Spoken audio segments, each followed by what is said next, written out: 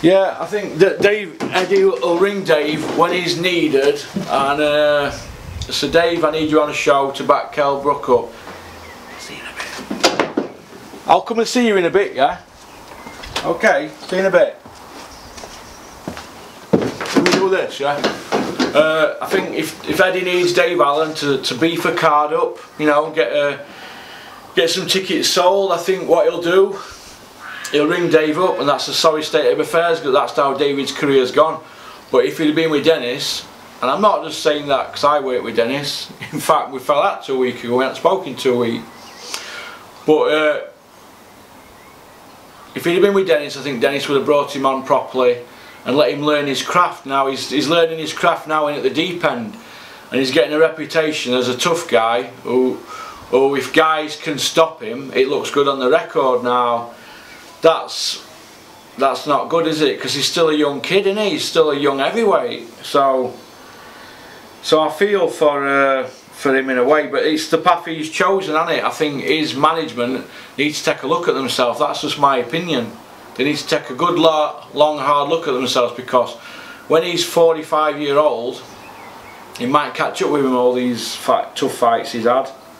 Do you know what I mean? It's alright getting your reputation as a road warrior, but what about making your own, carving your own niche in boxing, not carving somebody else's niche? Nobody wanted to fight Ortiz, nobody wanted to fight Tony Yoka. Well, we'll send Dave Allen in. Do you know what I mean? But he's probably been asking for them fights, knowing David, because I think, in my opinion, after he did that Babe Station thing on Twitter, he stood there with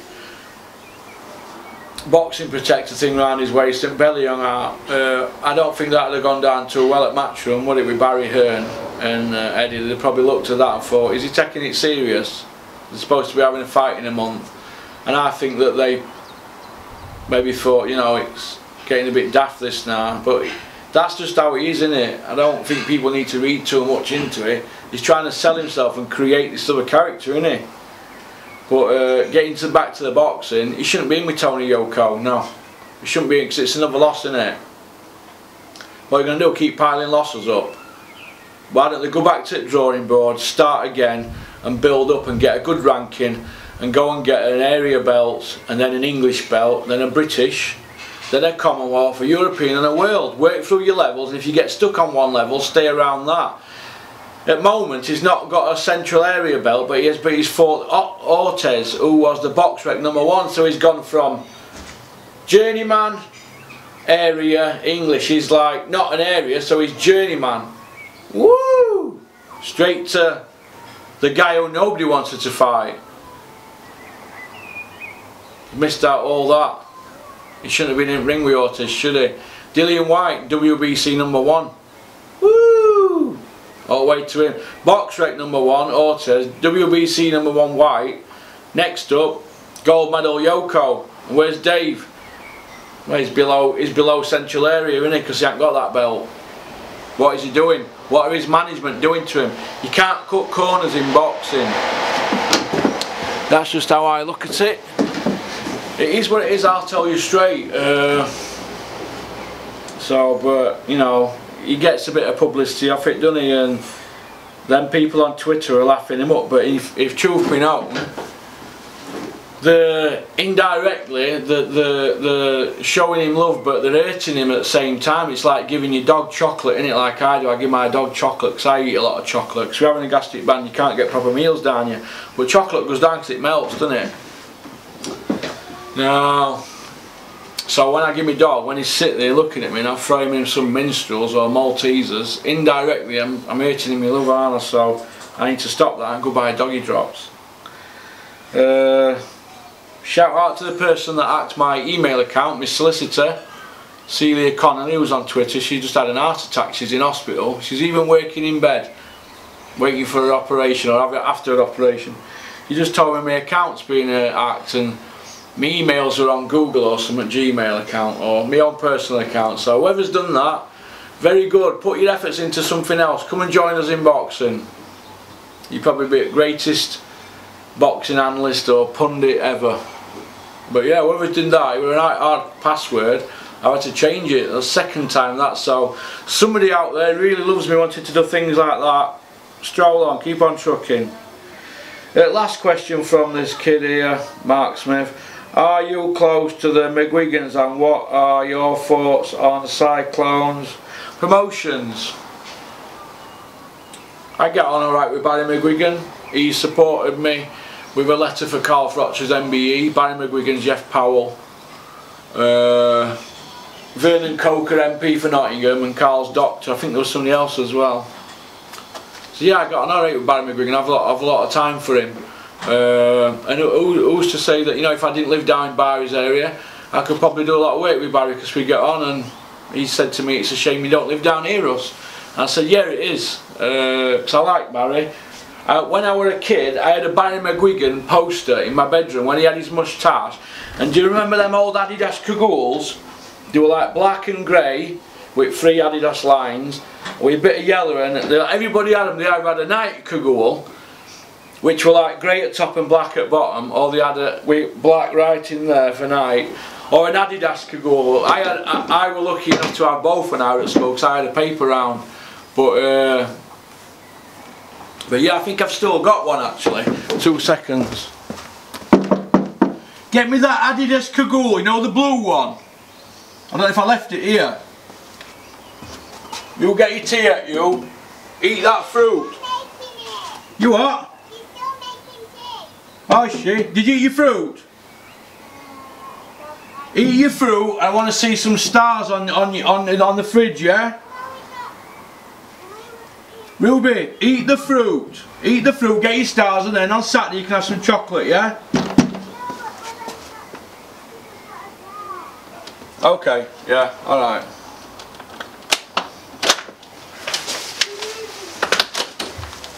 This is one that I couldn't get that one. This is a similar one to what they used to all wear, isn't it? The Barry McGuigan one. So Barry, if you're watching, you need to bring the old one out. It had yellow, grey and yellow on it and stuff like that. The 1985 one, 86. Well, this is the closest I could get to when I bought one. It's over 50 quid that.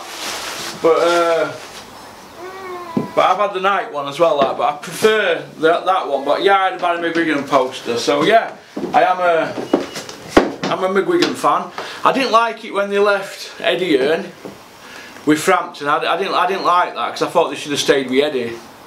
But you know, it's business in it, and sometimes we all get emotionally involved, don't we? Well, I think that was his final question, that, the kids. Yeah. So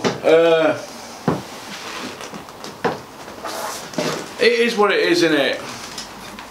But yeah, I am a big fan. I like Shane McGuigan. I think his training techniques are really good. I was speaking to someone who shall remain nameless, but he was telling me that some of the stuff that he comes out with is brilliant. I mean, don't forget, you know, his dad's in Hall of Fame, and he were in Ring Magazine pound for pound list. So, you know, he beat Yasuzo Pedrosa, didn't he, Barry? In front of 20,000 people. So they eat and live and breathe boxing, don't they, now? And I think it's good how he's kept his powder dry and not said anything about the Frampton fallout, because people are too quick to blame, aren't they? So I'm personally, I don't know all the facts, and I hope that Barry's done no wrong, but the courts are going to decide, aren't they? But sometimes when people who love each other fall out, it's awful, isn't it? I mean, I've had a few fallouts with Den, and I get right upset sometimes, and I know how he was upset when he fell out with Barney Eastwood, but sometimes great people and great friends fall out, don't they? And it becomes, you know, that's why it's best off just to stay quiet, and time's a great healer. But I think it's a shame that all they achieved, that they've fallen out. And don't forget, Shane trains the kid as well, didn't he? He trained him, didn't he? Although I rate Jamie Moore as a trainer, I don't think it's the same fighter now. That's my opinion anyway. I think he's top of the hill, and I think he's coming down now.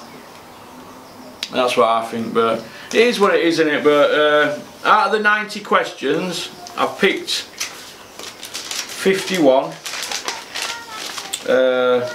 I'm going to do the 51st question first, and then go to the first one, because I'm an oddball, aren't I? This is from Boxing Fan 1337. He likes me to get them out first for him. You need to put where you're from as well on your question, and not just off YouTube. So just put where you're from, then, because I like to read the address or area you're from. It says, Porky, what's your thoughts on Tunde saying Yarde needs 25 to 30 fights before stepping up? There's no wrong with that, I suppose, is there really? If you were sitting down in a group as a team, for example, if I was sitting down with Dennis, Chris Medley, Liam Cameron, and the lad Liam's other trainer, Mike White, if we were all sat down up at office and talking or shouting, you know, or shooting the breeze or whatever, sat in office or pulling each other's legs, and you were talking about proper fights for them, everybody would have a say, wouldn't they? And then Dennis would sit in the stew about it for 20 minutes and decide that what he's going to do is right. Yo, we think that Mark Efron's a good fight, Dennis, all of us. Yeah, well, I do as well, but we're going to go with Nicky Gemman or Butler. But no, it is what it is, innit?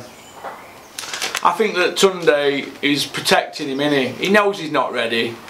He looks the part knocking these guys, but these guys who might be half alright who he's beating, I think he's a level above a Anthony Yarde. I think he's a natural. And I think he were probably right to knock the Beterbiev fight back.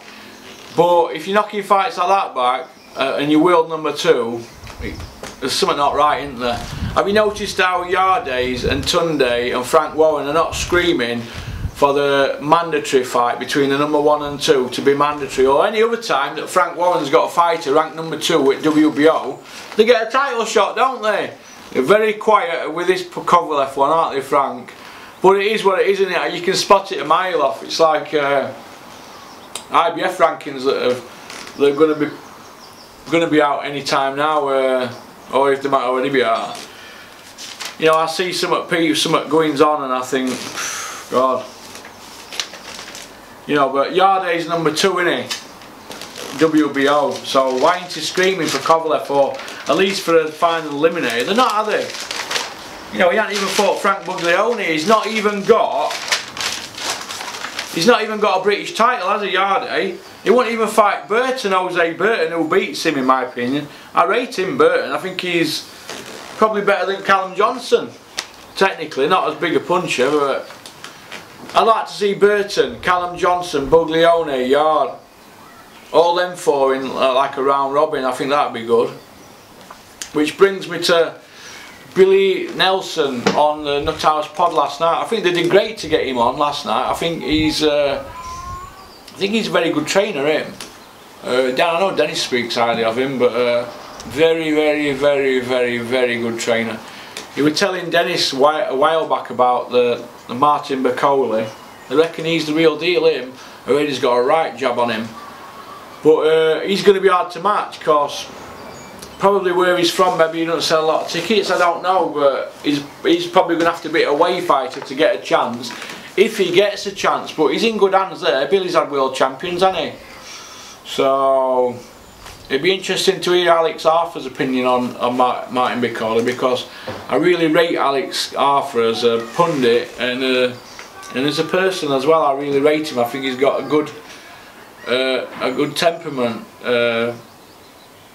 Yeah, he's got a good temperament, Alex Arthur. I rate him. It'd be nice to hear his opinion on Bacoli, but if Billy Nelson says he's a good fighter, that's good enough for me. He's, you know, you don't train world champions and stay this long in boxing, like Billy has, if you don't know anything. But I got a DM off Billy earlier, actually. I've sent you that number, Billy. So if you want to get one of these hoodies or t-shirts, there's a collection. There's a Porky's Corner collection on their website, kofficial.com website, which is a bit cringe, isn't it? Because I don't know, it's not me out like that, but you know, they're offering me 50% of profits on anything that's got that on it. So I've put them in touch with Josh, like I said. So if you do buy anything, Billy, make a donation to Josh Whale and Mick Whale's gym at Mexborough in Doncaster, which is Steffi Bull's old gym. So it goes back into boxing, doesn't it? So, alright. Well, wait what blue chip companies get involved with my channel before I get a drink in my dreams. But no, it's an hobby to me, boxing. And if you buy an hoodie, Billy, good on you, mate. You're a decent enough sort of guy. You tell it as it is. So yeah, I'll go to what happened with Ricky Burns for Billy Nelson. But let's go through these questions now then. Let's just have a look what time we're on. Right, 15 minutes. By law, you can only have 30 minutes before you have to press the button again. I think that's probably in case you make a film. Just keep button on for 90 minutes. I don't know, but a few people have told me you can only do 30 minutes. Right.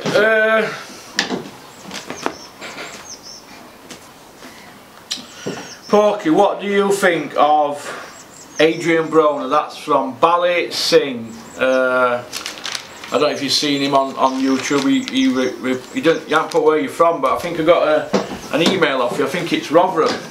Bali Singh at Rotherham. So, what do I think of him? I think he's a 4-weight world champion. What can you say to that? 4-weight world champion. And he carries off like, I don't know, it's a car crash's life, isn't it? He's destined to end up with no money and in prison. But you heard it from me yourself. But I think he was dangerous when he was fighting at that weight that he beat Daniel Ponce de Leon at. Although I thought he got beat in that fight, but I think he was dangerous round about that when you were a lightweight and that. And I think it's been good matchmaking since then by Al Heyman for him. But yeah, I think he's a good fighter. But I think he loses to Josh Taylor or Awara Davis. I'd like to see Awara Davis fight him at welterweight. If Awara moved up, I think Awara beats him. I think he's ready to be knocked sparko. If you put it on Broner, he don't like it. But yeah, he's got all skills, hasn't he? So yeah, I think he's a good fighter. I think you also meant about oh yeah, your second question. Yeah, do you think Eddie is playing a dangerous game going out there to USA? As I think he will get shot dead and he's playing with fire, Ballysy. Well, I don't know about getting shot dead. It's a bit strong, isn't it? I don't think that'll happen. Eddie does rub people's noses in it. He's a boaster, isn't he? He reminds me of a bully. Didn't he bully Jody Marsh at school and get into trouble for it or something? Somebody said on Twitter, I don't know if that's true, but you can imagine Eddie, you know, the big kid at the back of the class throwing the rubbers and the rulers at the swats at the front, and then somebody putting it on him, and you know, his minerals shrinking up into the size of breadcrumbs. So I don't think he'll get shot dead in America, Eddie, and I won't want that to happen to him. He's got a family, but I think that he's playing a dangerous game. Yeah, but he's playing with other people's money, innit? Matchroom are not putting their own money into it, are they? But I think all promoters out there, they're all going to gang up on him and give him a hard time. But we've gone over this many times. I don't really like to talk about Eddie much now.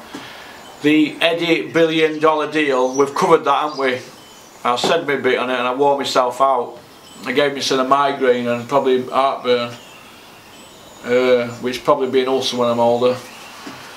But it is what it is, isn't it? You know, he's got a deal in America, and you know, he could earn 100 billion, couldn't he, if Alt World signed up? Is that what he's going to do next in his next presser? But I thought it were going to be something like Joshua signing a mega deal with him linked to an American deal, Sky and HBO, or Sky, Matchroom and Showtime. I didn't think it were going to be DAZN, or...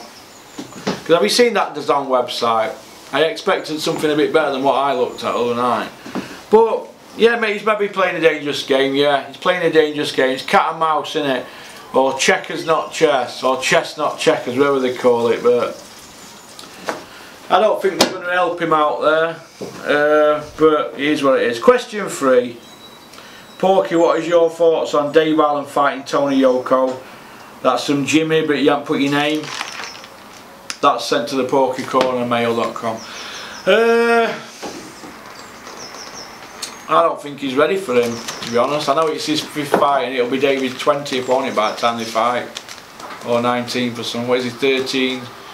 He's at 18. He's got one at Donny Dome week next Saturday, 19th. It'll be his 20th fight.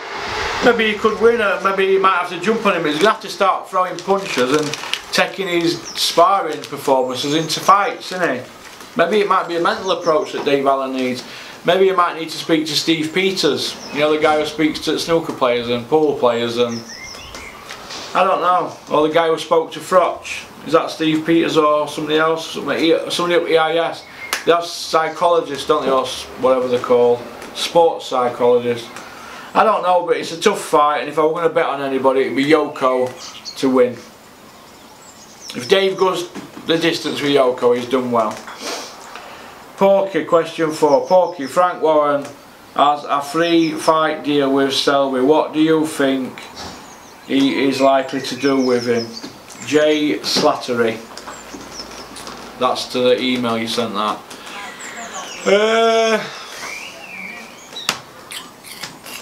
Do you know what? I think Selby will probably be tied up with Frank Warren for a bit now. Robin Reid were tied up with Frank Warren for ages. And Robin Reid thought he were clear of this multi-fight deal he fought. So he fought Frotch because he not fought for ages. Frank turned up and served papers on Mick Hennessy at weighing, or he had somebody serve him, and he were going to stop the show, Frotch, Robin Reid, so Mick Hennessy had to pay so much to Robin Reid's purse. I think it was about 20 grand or something like that. It was, that's what you're up against, isn't it? It is what it is, isn't it? But a multi-fight deal with Frank Warren means you could have 5 fights, you could have 4 with him, and it'll just keep you tied up, then you can't work with anybody else. So I do know that he's contracted Carl Frotch for 45 pages. It is what it is, isn't it? Work on a handshake and keep your word. That's my motto. So I think Selby will probably be tied up with him, and it'll be a nightmare for him, like it was with Al Heyman. It's just Frank out. That's how Frank is, isn't it? No disrespect to Frank, but that's just how you are, Frank. You're just rotten, aren't you? Your motto is F them before they F you. So I feel for Lee Selby. He's dancing with the devil. Same as Tyson Fury. He's tied up with Frank, isn't he now? It is what it is, isn't it? Porky. Is Floyd Mayweather's record padded by the fact he dragged people up and down in weight to fight him, always being comfortable himself at his weight? That's from David Law. Yeah, you could point out that, but you could also say he's beaten 20 world champions, couldn't you? Or 21 if you count Conor McGregor out 50 fights. So it ain't bad, is it? You know what I mean? Question 6. Porky, why is Dave Allen being allowed to fight Olympic gold medalist Tony Yoka? From Terry Adams.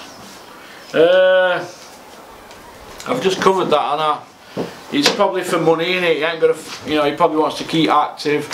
He's not on a matchroom show, so it is what it is, isn't it? Oh look.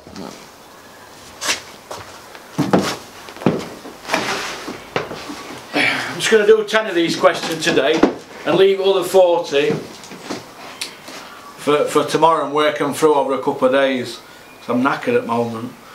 Question 8. Porky, why is Fury not fighting on Box Nation? He's with Frank, who owns the channel. It seems mad. I've now cancelled mine. Mike in Watford.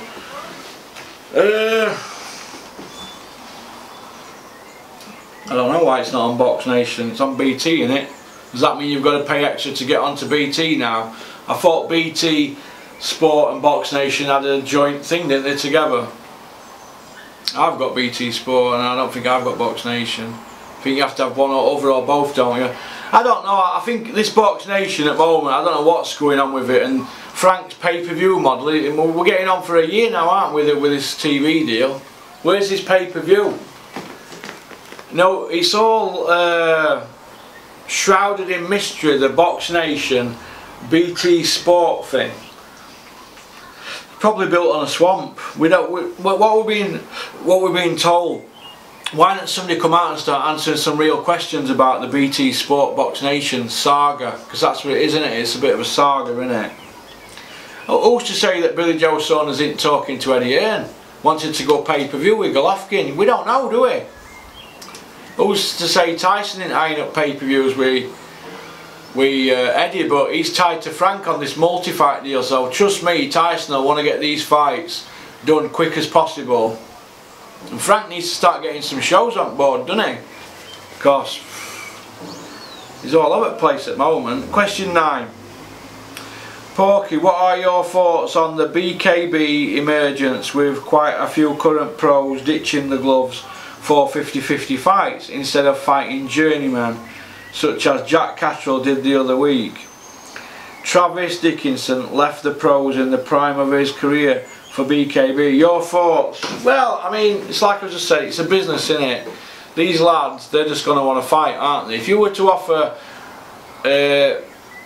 any boxer a fight that's just combat sport and it were like good money, they're going to take it, aren't they? Because they're fighting men, aren't they? Whether that's punching, kicking, elbowing, rolling on the floor, it's a fight, innit? James Toney fought Randy Couture, didn't he? He knew he was going to lose, but it's a fight, innit? So, but good question that, mate. Good question. I didn't write all that was from. I think that question was to me email, that one. 10. Porky, what round is memorable to you in boxing? Gerard in Wales, Ward Gatti round 9, Frotch Taylor round 12. And that's about it, is it? Yeah. What I'm going to do, I'm going to do these at the 40 tomorrow, because I've just done 2 lots of long driving yesterday and I'm shattered. I've got an hangover. And I'll do these tomorrow, the other 40 questions, and because the other ones I just couldn't put out, they were just stupid ones, just personal stuff and that. So, but I'll do that. Finish off these tomorrow, and hopefully there'll be some more stuff we can talk about. All right. So keep on trucking, keep on following boxing. Shout out to kofficial.com and. Churchill's Tailors in Doncaster celebrating 50 year. Alright, you take care, keep on trucking.